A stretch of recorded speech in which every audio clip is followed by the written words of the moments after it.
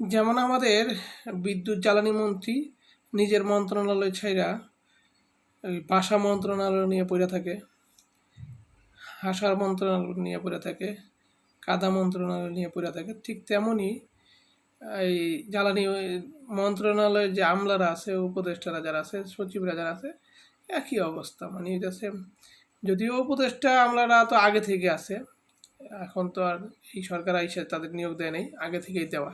তার মানে খাপের খাপ বাপরে বাপ, মানে আগে থেকে মিলেই রাখছে। মনে হইতেছে যে এরা আইব দেখা এদের জন্য আগে ওদের রেডি করে আল্লাহ বানাই দিচ্ছে।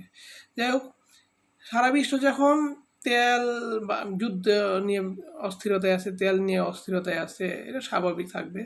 তো এই সময়ে প্রতিটা পদক্ষেপ, বিশেষ করে মন্ত্রণালয়ের যারা সচিব, উপসচিব, আমলার উপদেষ্টারা যারা আছে, তাদের কিন্তু প্রতিটা পদক্ষেপ খুবই সেন্সিটিভ হওয়া উচিত, খুবই সূক্ষ্ম হওয়া উচিত, যাতে জনগণ বিভ্রান্তিতে না পড়ে এবং জনগণকে সব একদম সফটলি এটাকে হ্যান্ডেল করা যায়। তারা কি বললো, ছাট করে বলে দিল 2 দিন আগে যে আমাদের কাছে তেল আছে, ডিজেল আছে 14 দিনের।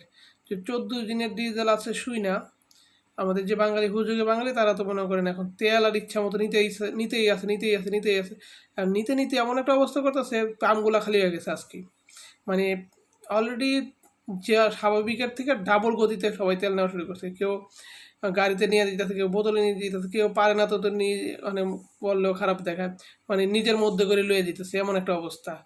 তো কৃত্রিম সংকট তৈরি হইতেছে এবং খুব দ্রুত। আর যেহেতু ডিজেল, পেট্রোল এগুলো ক্ষয়, বিশেষ করে অপচয় হয় বেশি, তো অপচয় হইব। মানে এই 15 দিনের 14 দিনের তেল কিন্তু আপনার দেখা গেল 8 থেকে 10 দিনে শেষ হয়ে যাব। আর এই যে এই কথাটা কি জনসম্মুখে বলার কোনো প্রয়োজন ছিল? হ্যাঁ, তাদের বলতে পারতো আমাদের হাতে পর্যাপ্ত তেল আছে এবং আসতেছে, আপাতত আমাদের এটা নিয়ে কোনো টেনশন নেই, আপনারা এটা নিয়ে দ্বিধাদ্বন্দ্ব করার কোনো প্রয়োজন নেই। তাছাড়া আমাদের যে মিডিয়ার তার কোনো কাজ নেই। মিডিয়া থাকি হইতেছে, মনে করেন এই যে আমি ফেসবুকে মাঝে মাঝে বা ইউটিউবে যে অ্যাক্টিভিস্ট থাকি মাঝে মাঝে, মানে আমার মনে হয় যে একটা নিউজ আইলে ভালো হইতো, একটা শয়তানি নিউজ পেলে ভালো হইতো, না এরকম না, আমার কাছে এটা ভালো লাগে না।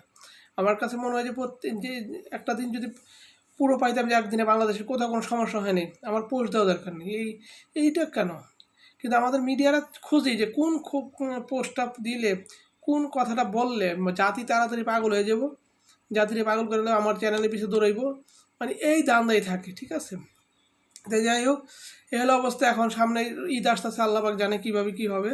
তবে সবার জন্য দোয়া রইল, ইনশাল্লাহ ভালো কিছু যাতে হয় এবং সবার ঈদটা যাতে সুন্দরভাবে কাটে। আল্লাহ আমাদের সবাইকে সে তৌফিক দান করেন।